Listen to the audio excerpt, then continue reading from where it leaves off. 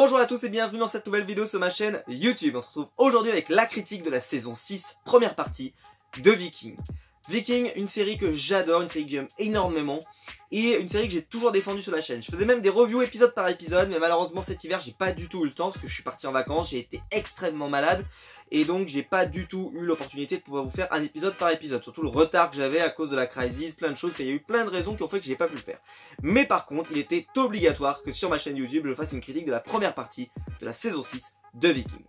Alors cette saison 6, j'ai sorti, pour l'occasion, le magnifique nouveau t-shirt de Edge, je sais pas si vous le verrez bien à la caméra, donc Edge qui a fait son grand retour chez WWE, c'est pour ceux qui l'ignoraient, et qui interprète Katil Onepla, c'est ça, je l'avais sorti son nom, c'est ça, Ketil Onepla, qui est un catcheur WWE, et il vient de faire son grand retour, donc je suis très content d'avoir son t-shirt, et je l'ai sorti pour l'occasion. Puisque j'ai hésité avec le pull, mais vu que j'ai déjà une veste zip Edge Styles, eh bien j'ai maintenant un t-shirt de Edge, donc je suis bien content. Ceci dit, ça ne vous intéresse pas vraiment parce que c'est le fait de parler de Vikings. Alors Vikings saison 6, c'est vraiment la suite directe de la finale de la saison 5. Ivar a perdu son trône, a perdu également sa petite amie, a perdu son enfant qui était en train de se développer et de naître. Il a perdu, il a tout perdu, on pourrait dire, voilà, et il est en fuite.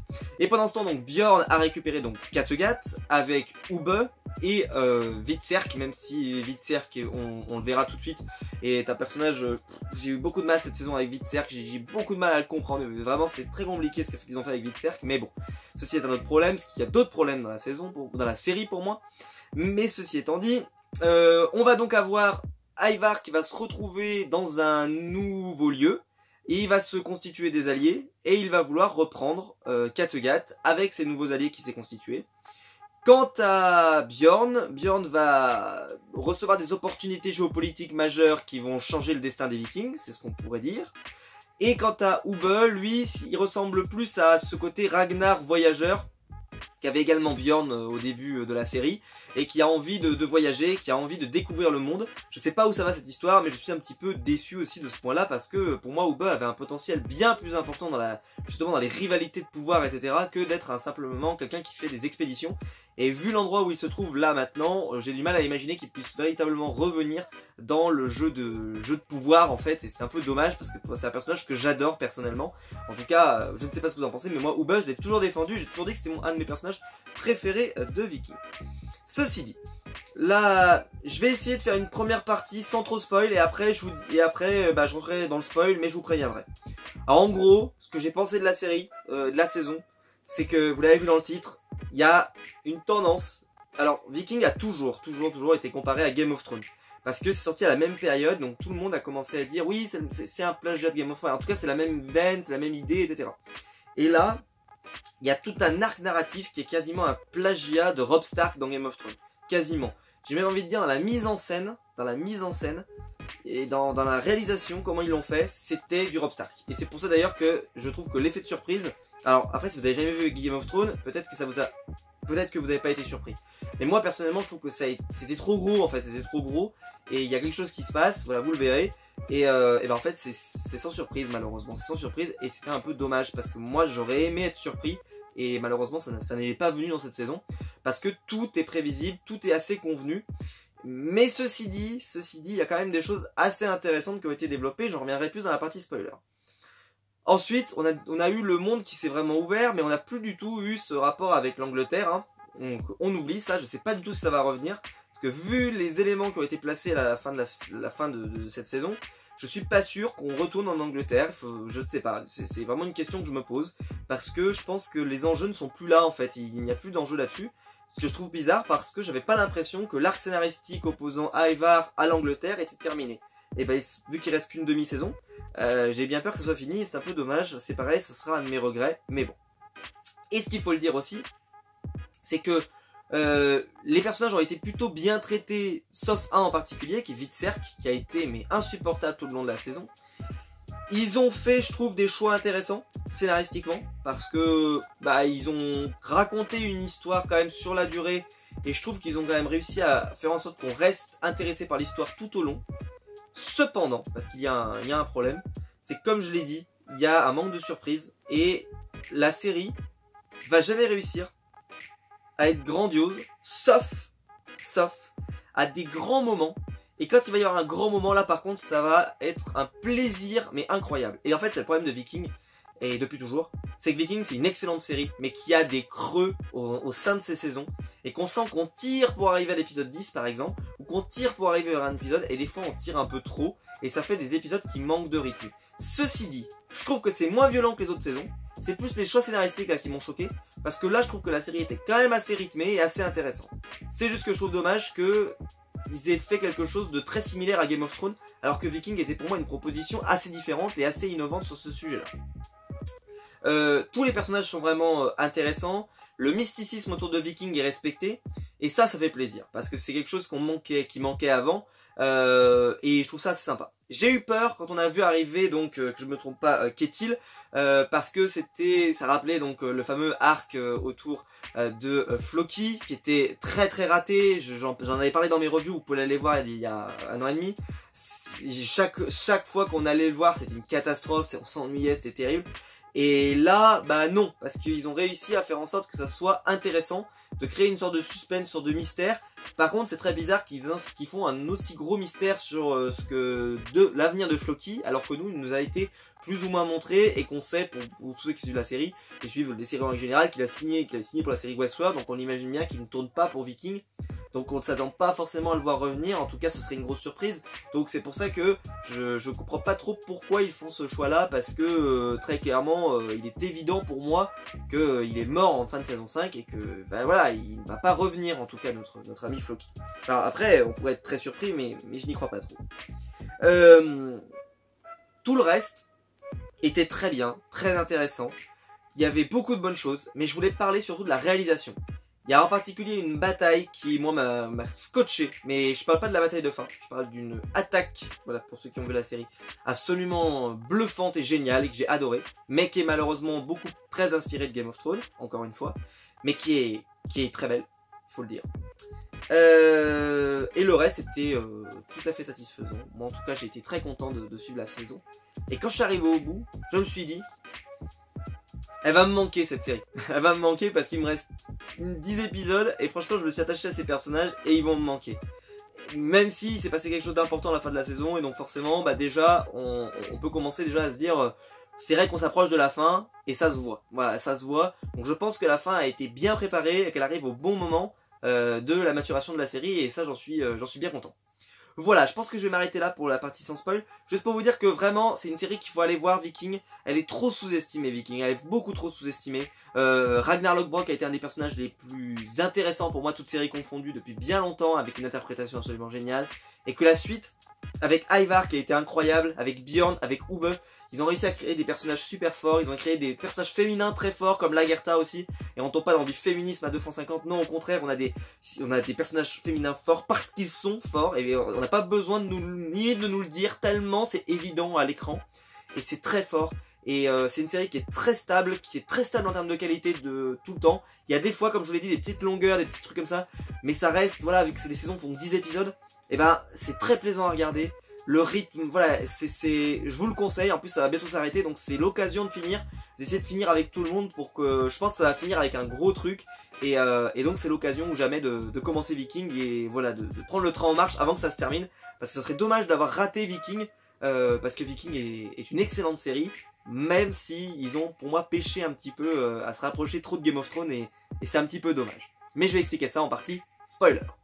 En partie spoiler, je vais pouvoir vraiment spoiler là. Alors là par contre, je me retiens pas. Donc si vous n'avez pas vu la série, je vous préviens, je spoil. Alors, on va faire très simple parce que je pense que la série, au final, comme je vous l'ai dit, vu qu'il n'y avait pas non plus tant de choses que ça, scénaristiquement, c'est très simple à résumer. Ivar se retrouve en Russie. Il retrouve des personnes qui lui accordent la confiance et ils vont revenir avec lui pour prendre le contrôle du royaume viking. Pourquoi? Parce que maintenant, les Vikings sont réunis derrière un roi commun. C'est le grand enjeu de cette nouvelle saison. Et vous l'avez vu, qui a été choisi? Harald. Et déjà là, il y a eu une énorme influence de Game of Thrones, parce que tout est fait pour que ça ait l'air de ressembler à l'arnaque de Robb Stark.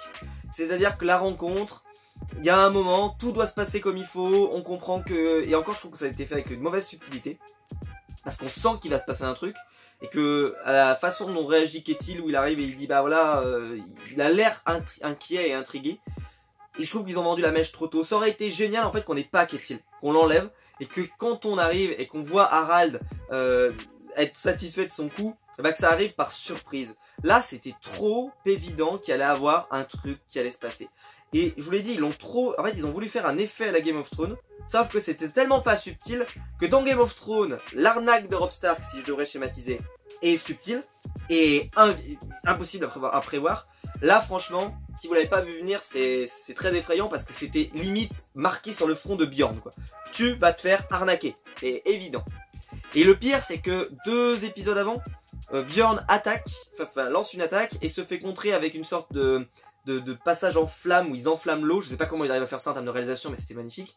Et ça rappelle beaucoup la bataille de la Nera, bien entendu, avec l'arrivée de la flotte de Stannis qui se fait avoir par le feu grégeois. Ça rappelle beaucoup ça. C'est pour ça que je vous dis que cette saison, je trouve qu'ils ont... je sais pas si c'est de l'inspiration, parce qu'en plus, ça, je pense qu'historiquement, ça se base sur que là. Ça se base sur rien. Je pense que c'est vraiment parce que là, il faut terminer, donc il faut terminer ces histoires.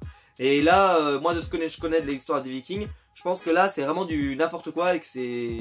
Voilà, c'est pas du tout une histoire vraie. C'est vraiment brodé. Ça, je pense que c'est jamais arrivé. Et là, c'était vraiment inspiré de Game of Thrones. Et par contre, c'était magnifique. Le plan, il était sublime. C'est le plan dont je vous parlais à la partie non spoil. J'ai trouvé sublime. Mais par contre, ça faisait un peu réchauffer parce qu'on l'avait déjà vu dans Game of Thrones. Un peu dommage, mais bon, c'est comme ça. Et donc ça fait 2 références pour moi majeures à Game of Thrones. Et ça m'a laissé ce côté un peu de ah là là, Viking pour moi c'était tellement la série qui était sortie en même temps que Game of Thrones, mais ne faisait pas du Game of Thrones, ils faisaient du Viking. Et ben là j'ai eu le sentiment qu'ils ont essayé de faire du Game of Thrones. Et je suis pas sûr que c'était la bonne idée. Bon après ceci dit ça a donné des très bons épisodes, mais j'aimais bien que Viking ait son style. Et là je trouve que son style était moins marqué. Ensuite, alors, comme je vous l'ai dit, j'étais très déçu forcément du traitement d'Ubbe. Ubbe, en fait, en gros, il sert de bouche-trou. Ubbe, il est là pour diriger le royaume pendant que Bjorn s'occupe des affaires importantes pour le scénario. Derrière, Bjorn revient, il dégage et il va avec Ketil voir l'île de Floki. Et après, il veut aller encore quelque part derrière.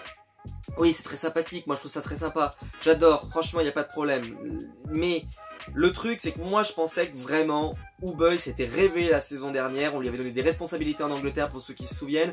C'était un personnage extrêmement intéressant. Et surtout, par exemple, j'ai adoré, ça par contre, le truc que j'ai adoré, c'est quand il arrive et qu'il comprend pas que les gens, en gros, qu'il fasse confiance à un chrétien. Et sauf que sa femme lui répond, mais tu t'es converti au christianisme toi-même. Et ça, j'ai trouvé que c'était très bien parce que c'est vrai que ça rappelait aux gens qu'il s'était converti au christianisme. Je ne l'avais pas oublié, moi. Et je trouve que voilà, c'est bien de le remarqueter. Et ça lui a fait du mal en plus parce que ça l'a empêché de continuer ses phrases. Et c'était très beau. Mais en tout cas, j'ai beaucoup aimé. Et je suis très content qu'il l'ait fait. Et donc après, on sait pas ce que ça va devenir. Mais j'ai peur en fait que Ubbe, ça devienne un peu comme l'arc Floki. C'est-à-dire qu'il parte quelque part et qu'il ne revienne plus jamais dans le jeu des trônes. Et c'est dommage parce que pour moi il avait un potentiel très intéressant et très important parce qu'il était charismatique, il ressemblait beaucoup à Ragnar. Et là je trouve qu'en plus vu qu'il devient un peu de l'aventure, j'ai peur qu'avec le peu d'épisodes qui restent, qu'on le revoie pas malheureusement dans les intrigues politiques avec Ivar et tous les autres. Alors que pourtant là ça serait le moment ou jamais parce que Bjorn malheureusement nous a quittés. Et ça vous le savez, hein. Et Vitser, que c'est un personnage qui je serais très déçu que ça tombe sur lui à la fin, hein, donc parce que c'est pas possible par rapport à ce qui se passe quand même, c'était absolument affreux.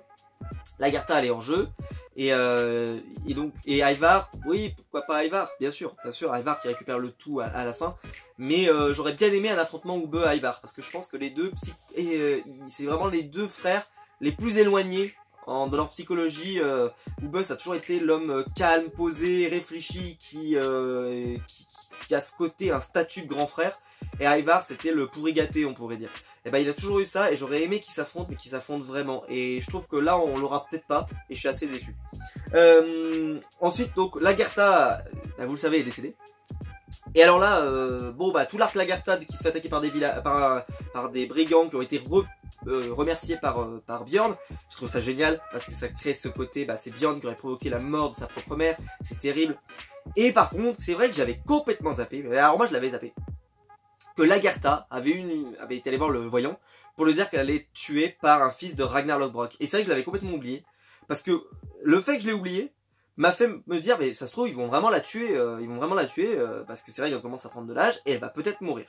D'ailleurs, un des fils de Bjorn meurt dans l'affrontement, et ce qui est très rare, les enfants meurent très rarement dans les séries, mais là, ils ont osé, et puis une vraie mort, quoi, vraiment, ils coupent la tête, quoi, donc c'était assez, ils le tranchent comme ça, donc c'était assez violent. Et de l'autre côté, donc Lagertha repart donc à Kattegat, et là elle tombe sur Hvitserk qui depuis le début de la saison nous fait une sorte de dépression sans que véritablement j'arrive à comprendre pourquoi. Ça, n'hésitez pas à me dire dans les commentaires. Il a récupéré le trône, Ivar est disparu, et il a tout pour être heureux, il a une fille qui a l'air d'être amoureuse de lui là, etc. Enfin voilà machin, il a tout pour être heureux et il fait la gueule. Et en plus, il y a quelque chose qui me choque, c'est qu'il a l'air de faire la gueule parce qu'il n'a pas buté Ivar, et la fin de saison c'est, il se met avec Ivar pour tuer Bjorn. Où est la logique? Je comprends pas. Ce personnage a été hyper mal écrit, hyper mal construit cette saison, c'est absolument incroyable. Incroyable. Il était drogué, il était bourré comme l'était Ragnar à une époque. Derrière, on le vire, il se remet avec Ivar, alors qu'il voulait provoquer sa mort il y a quelques épisodes, même pas. Donc c'est terrible, je trouve qu'en termes de cohérence, ce personnage il est en train de devenir n'importe quoi, et ça fait déjà un moment parce qu'avant c'était aussi un des personnages les moins intéressants je trouve de tous. Et là vraiment moi il me saoulait ce personnage, et il m'a saoulé cette saison. Et donc c'est lui qui tue Lagertha en étant un peu pas très conscient de ce qu'il fait. Il la tue. Et là, gros point fort de la saison, l'enterrement de Lagertha, qui a été un épisode d'une émotion incroyable, je trouve. Ils ont absolument rendu hommage à cet épisode, à cette guerrière, à l'actrice. Ils ont vraiment fait quelque chose de très fort. L'arrivée de Bjorn comme ça, la majestueuse, l'enterrement majestueux. Enfin, j'ai trouvé ça absolument magnifique. C'était sublime. Vraiment, j'adore. C'était sublime. Ensuite, on a tout l'arc autour de Bjorn qui se dote d'une nouvelle femme. Bon, ça, la polygamie, je pense que c'était aussi pour dire que les Vikings étaient polygames. Je pense que c'est qu'ils ont voulu être plus proches de ce qu'il y avait historiquement. Ceci étant dit, ouais, ça raconte pas grand chose. Et puis au final, vu que la fin de saison se termine un peu brute, je suis pas sûr que est-ce que c'était vraiment utile de faire tout ça, je ne sais pas. Mais ceci étant dit, c'est vrai que ça a montré aussi un autre côté de la femme de Bjorn, qui a pu montrer qu'aussi elle en avait rien à faire. Elle, l'important c'était aussi que tout le monde soit heureux et qu'ils arrivent à défendre leur position, etc. Enfin, elle avait une position très différente, je trouve, par rapport aux autres femmes qu'on peut voir dans d'autres séries, et ça c'était, je trouve assez intéressant, personnellement. Ensuite donc, Bjorn se fait avoir tout le long de la saison. Il a l'air d'être abandonné des dieux. Et en fait la saison se termine et qu'il est toujours abandonné des dieux. C'est-à-dire qu'à la fin, il est toujours méprisé des dieux. Et en fait il perd tout quoi. Et donc je sais pas ce qu'il a fait pour perdre tout ça. Et alors, c'est après qu'on comprenait la scène avec le voyant, c'est que si jamais il succombait à sa faiblesse et donc à cette femme qui lui tournait autour, ça pouvait avoir des conséquences graves. Et donc je pense que c'est ça qu'ils ont voulu nous dire dans la série, c'est que là en fait il a fait un péché, ce qui est très bizarre parce que dans l'univers viking, est-ce que c'est vraiment un péché? En tout cas ça ne s'est pas vendu comme ça. Eh bien il l'a payé cher, et il le paye de la mort tout simplement, et tué par Ivar. D'ailleurs dans une scène très étrange, parce qu'on voit pas vraiment comment Ivar arrive sur le champ de bataille sans être remarqué, à l'endroit où se trouve Bjorn. Et là il arrive, parce que Ivar ne marche pas vite, donc il aurait dû le voir venir quand même la Bjorn. C'est très étonnant qu'il ne l'ait pas vu venir du tout. Et donc quand il arrive, hop, j'ai trouvé ça très étonnant. Mais la scénographie était magnifique. Ils nous ont refait le coup un peu comme ils nous avaient fait quand Lagertha avait tué sa meilleure amie. Quand il transperce quelqu'un, en gros il n'y a plus la bataille du tout. Tout est vide. Bon, c'était assez sympa, pourquoi pas, mais je trouve que c'était pas le truc le plus pertinent à faire.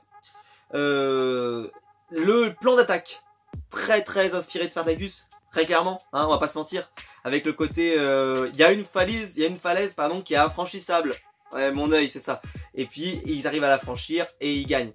Et ça, c'est quelque chose qu'on avait déjà vu dans Spartacus. Pour information, c'est de l'histoire. Dans Spartacus, c'est vraiment vrai. Il s'est vraiment passé ça, c'est-à-dire qu'il a vraiment franchi quelque chose qui était impossible de franchir. Et bien là, c'est pareil, c'est-à-dire que ils ont récupéré un truc de se dire, oui, ils n'arriveront jamais à attaquer par là parce que c'est impossible, et ils passent par là. Et donc j'ai adoré le plan militaire, je trouvais ça très cool, et tout l'arc Ivar qui le mène jusqu'à ce moment-là où il rencontre donc le Russe, qui donc c'est le prince Oleg, c'est ça, voilà, le prince Oleg, qui lui dit qu'en fait se trouve une femme, et cette femme c'est la même que celle qu'il avait. Alors je sais pas pourquoi ils ont voulu faire ça, je trouve que ça raconte pas grand chose au final, mais bon, surtout qu'elle a l'air de, après, ce que j'ai trouvé très bien, ces sortes de pièges qu'elle lui tend. Enfin, on sait pas si c'est vraiment des pièges. Là encore, on n'a pas vraiment la réponse. Mais où elle lui dit qu'en gros, elle s'est mariée avec lui, mais qu'elle l'aime pas vraiment. On sait pas si c'est un piège, on sait pas si c'est un test. Tout le long, on se demande aussi ce que veut faire Ivar avec ce jeune garçon dans lequel il essaie de tisser une relation de confiance. On a l'impression qu'il prépare un truc encore plus ambitieux et qu'en fait, ça, c'était que la première partie de son plan, c'est-à-dire reprendre, tuer Bjorn et reprendre Kattegat et tout le reste. Mais tout ça, bah, pour moi, je pense qu'on n'a pas toutes les clés pour comprendre encore le plan de Ivar. En tout cas, j'espère qu'il a un plan, en tout cas, je l'espère. Ensuite, on a notre ami le roi Harald. Le roi Harald que moi j'adore, vous le savez. Et bah, il est enfin devenu roi de toute la Norvège. Of all Norway. Ils l'ont tellement prononcé King of all Norway, ça devenait terrible à un moment. Franchement, vous faites un jeu d'alcool et vous buvez à chaque fois qu'ils disent King of all Norway, à la fin de la saison, vous êtes alcoolique anonyme, hein, c'est terrible. Bref, et alors c'était incroyable, j'ai adoré. Parce que bah, j'y croyais pas qu'il allait le devenir, et parce que ça me paraît tellement loin maintenant. Et en plus, quand tu débutes la saison, tu sens vraiment que ça a pas l'air de partir là-dessus. Et bah, ça finit quand même par tourner sur lui. Et il devient roi de toute la Norvège. Et moi, c'est un personnage que j'adorais. Je trouve qu'il a toujours été maltraité. Il a toujours eu des... Enfin... Les femmes, il n'arrive pas à les avoir. Quand il doit gagner une victoire, bah en fait, on lui la vole carrément parce que c'est souvent plutôt Ivar, plutôt Bjorn, plutôt d'autres qui retirent tout le prestige. Et lui, il a toujours été mis en second plan, alors que pourtant c'était un roi et il avait un statut de roi, mais il n'était pas le roi de toute la Norvège, mais il avait un statut de roi. Et il avait jamais été respecté, il était jamais respecté. Et bah là, cette saison, il a été respecté. Et dommage parce que c'est peut-être à ce moment-là qu'on aurait pu l'utiliser. Et malheureusement, bah il meurt lui aussi dans l'épisode final. Là, je trouve ils étaient pas loin, quoi. Ils étaient pas loin de faire un truc hyper sympa. Alors après, on le voit pas mourir. Bjorn, on est peut-être sûr qu'il est mort. On le voit pas mourir, on le voit juste blessé mortellement. Moi, je pense qu'il est mort quand même, parce que je pense qu'on se relève pas d'une blessure pareille. Mais bon, on n'est pas à l'abri. Hvitserk, j'en ai parlé. Pour moi, c'est une catastrophe. Ubbe, j'en ai parlé. Ketil, donc interprété par Edge, fait toujours une prestation tout à fait honnête. Et puis bah il y a tout ce mystère sur qu'est-ce qui est arrivé à Floki. Il répond jamais vraiment. Comme je vous l'ai dit, c'est très bizarre en fait cette utilisation de ça. Pourquoi ils font comme ça? Est-ce qu'ils vont vraiment ramener Floki dans la dernière saison? Pourtant nous on l'a vu, il s'est retrouvé enseveli de pierre. Et j'avais vu une interview comme quoi bah non, Floki était mort et il était mort. Bon, je trouve ça bizarre qu'ils aient continué de faire ça, surtout pour que ça amène à une révélation que en gros ils ont caché quelqu'un qui serait chrétien. C'est ça la vraie révélation, c'est ça qu'ils voulaient pas dire. En plus du côté qu'ils ont maltraité Floki. Alors pourtant il le dit à un moment, il dit ouais avec Floki on a eu des divergences d'opinion, en gros il a pas aimé les défauts de l'être humain, enfin quelque chose comme ça. J'ai trouvé ça assez étonnant, je dois le reconnaître. Et donc bon c'était sympathique mais c'était pas aussi bien. Alors par contre c'est vrai que le russe, le prince Oleg, est absolument incroyable, il faut le dire, hein, il est charismatique. Franchement à chaque fois, le scénariste de Viking, réalisateur, il faut le savoir que c'est Michael East et il a travaillé sur la série Les Tudors et en fait c'est quelqu'un qui choisit très bien ses acteurs. Il faut savoir que c'est lui qui avait casté Henry Cavill, hein, qui a depuis décollé sur The Witcher, et c'était lui aussi qui avait casté donc le fameux le personnage principal des Tudors qui a intégré la série Viking il y a un an maintenant. Bah, c'est quelqu'un qui choisit très bien ses acteurs, il les choisit très bien et là franchement il crève l'écran. Dès les scènes où il est là, il arrive même à voler la vedette à Ivar, pourtant Ivar est charismatique et pourtant il lui vole la vedette. C'est incroyable. Moi j'ai trouvé ça génial. Bravo d'avoir fait ça parce qu'il fallait le faire, quoi. Il fallait le faire, c'était assez incroyable. Lagertha, j'en ai parlé, donc Lagertha se fait tuer, donc ça respecte bien la prophétie. Alors t'as l'impression que c'est raccroché un peu comme dans les wagons, c'est du genre, elle aurait dû mourir dans le village. Ah mince, on avait une prophétie, hop, on la téléporte et on l'amène là-bas. Bon, je cherche un petit peu compliqué, mais voilà, c'était pas mal du tout. Ensuite le reste c'était pas mal.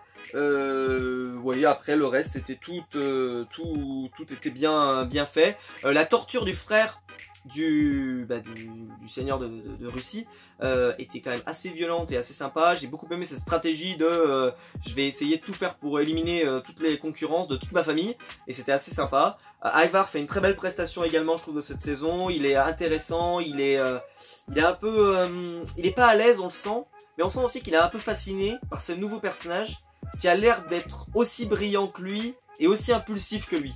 Le truc c'est que je pense que l'un des deux se fera avoir par le fait qu'il est trop impulsif. Je sais pas comment, mais j'ai l'impression qu'Ivar lui s'est un peu calmé sur ce côté-là et est moins impulsif qu'avant. On le voit d'ailleurs sa façon de tuer Bjorn, c'est-à-dire que ça a l'air d'être préparé, que c'est pas impulsif, que c'est quelque chose qui est... Ah, il le fait parce que voilà, c'est comme ça. C'est pas, alors qu'à l'époque, il se serait mis en sang total et il aurait été en train de sourire, en train de gueuler, en train de brailler. Là non, c'est vraiment fait dans la finesse et je trouvais ça sympa. Il y a toujours la présence de l'univers des Vikings, avec les divinités, avec le côté le voyant qui est mort, vous le savez, et qu'il voit de temps en temps et qui leur apporte des informations, ce qui est une utilisation du voyant qui est assez sympa, mais ça pose la question de pourquoi l'avoir buté alors qu'ils auraient pu très bien le garder et continuer avec. Est-ce que c'était juste pour que Ivar le tue? Question étonnante. Donc voilà, et après donc ça se termine un petit peu sur la fin, on pourrait dire, du monde des Vikings, parce que le roi principal, le nouveau roi de toute la Norvège est mort, Bjorn est mort, et Ubbe n'est plus là puisque le fils de Ragnar est parti. Donc en gros il reste que Ivar et Hvitserk. Hvitserk il est complètement... D'ailleurs Hvitserk se remet très facilement, hein. Il est complètement beurré, il est complètement drogué, et puis là quand il arrive sur le champ de bataille il a l'air en pleine forme, donc ça aussi ça m'a un peu déconnecté. Et Ivar, et ben la vraie question qu'on va se poser c'est comment va se terminer la série maintenant. Alors il y a plein de théories qui peuvent arriver, mais c'est vrai qu'on a un sentiment un petit peu comment ça nous est raconté, parce que tout ce qui nous est raconté là dans cette saison c'est le fait que le monde viking a l'air de disparaître. Pourquoi? Parce que le côté des clans et différents villages, ça ne peut plus marcher. Il faut qu'on se réunisse pour former un grand royaume pour pouvoir résister aux Anglais et à tous les envahisseurs qui pourraient venir, y compris cet envahisseur russe. Donc c'est ce qu'ils font. Ils changent de modèle social, ils changent de modèle aussi pour les femmes, d'après ce qu'on comprend avec Bjorn, mais ils changent de modèle également, pour moi, sur l'importance des fils de Ragnar, parce qu'au final, ils sont de moins en moins importants. Ubbe est parti, Bjorn est mort, Hvitserk est plus qu'un sous-fifre, et Ivar est le seul qui reste vraiment important, mais il est derrière quelqu'un qui est encore plus important, puisque c'est lui qui dirige en réalité. Donc, ça remet un peu les cartes, voilà, ça remue les cartes, et t'as le sentiment que le monde viking tel qu'on le connaît, pareil, Ubbe parle de la religion, parle du fait qu'ils sont en train de perdre leur divinité, et que en gros, le dieu chrétien, le dieu, il va tout remplacer. Et c'est assez intéressant parce que tu as le sentiment, quand il te raconte la série, qu'en fait c'est toute la civilisation viking qui va disparaître. Et je serais pas surpris qu'en fait à la fin, alors que pourtant on pourrait s'imaginer que la fin finirait peut-être sur un Ivar au sommet ou sur un Bjorn, moi je l'espérais, pas sur un Bjorn, pardon, sur un Ubbe, moi j'espérais sur un Ubbe, je l'avais déjà dit avant. Et parce que j'ai eu plusieurs fois peur qu'il meure, et je me suis dit, ah, et à force il le tue pas, peut-être qu'effectivement ils ont un gros projet derrière lui. Si c'est ça le projet, je suis un peu déçu. Et Ivar, c'est possible en fait que ça se termine et que la Norvège, il n'y ait plus un seul viking. Enfin, plus un seul viking. En tout cas, qu'il n'y ait plus cette façon de diriger viking. Et que par exemple, le russe décide de casser tous les symboles de la religion viking et d'instaurer des croix de partout, etc. Enfin, je sais pas comment ils vont faire, mais c'est possible qu'on ait quelque chose de très religieux dans la prochaine saison, avec un peu d'expédition et un peu de découverte avec l'arc de Ubbe. De toute façon, il y a moins de personnages là, donc très clairement, on va pas avoir 153 arcs. Donc ça va permettre aussi, je pense... Alors j'ai peur aussi que s'il n'y a pas assez d'arcs narratifs, peut-être qu'ils vont devoir broder. Donc on verra comment ça va donner. Mais en tout cas, je suis très curieux de le voir. Et j'espère que ça sera bien. En tout cas, dommage d'avoir autant plagié Game of Thrones. Parce que je pense que la série n'en avait pas besoin. Je pense qu'ils auraient dû faire quelque chose de plus original. Ils auraient dû faire des pièges, des trucs comme ça. Enfin, quelque chose à eux. Et je trouve que là, ça se voyait trop que c'était inspiré de Game of Thrones. En tout cas, moi je l'ai ressenti. Je me suis dit, ah, c'est quand même... Ça se voit quoi, c'est un peu dommage. Voilà, n'hésitez pas à me dire vous ce que vous avez pensé de cette dernière saison de Viking, cette première partie de la dernière saison de Viking. Est-ce que vous êtes impatient de voir la prochaine saison? Est-ce que vous aussi vous pensez qu'il n'y aura plus un seul Viking à la fin de la série, c'est-à-dire plus Hvitserk, plus Ivar et plus Ubbe? À la limite peut-être que Ubbe sera le seul qui restera, mais il ne sera plus dans le monde Viking. Mais le reste, je pense que tout le monde va disparaître. Bref, n'hésitez pas à me le dire dans les commentaires et faire vos théories donc pour la suite. Je les lirai avec impatience et je réponds à tous les commentaires, vous le savez. N'hésitez pas à la liker, à vous abonner, à partager la vidéo si elle vous a plu. N'hésitez pas à faire attention au lien YouTube qui est dans la description, c'est pour me soutenir et ça me fait chaud au cœur à chaque fois que vous le faites et je vous en remercie chaleureusement. Et quant à nous, on se retrouve très vite pour une prochaine vidéo sur ma chaîne YouTube. Allez, ciao!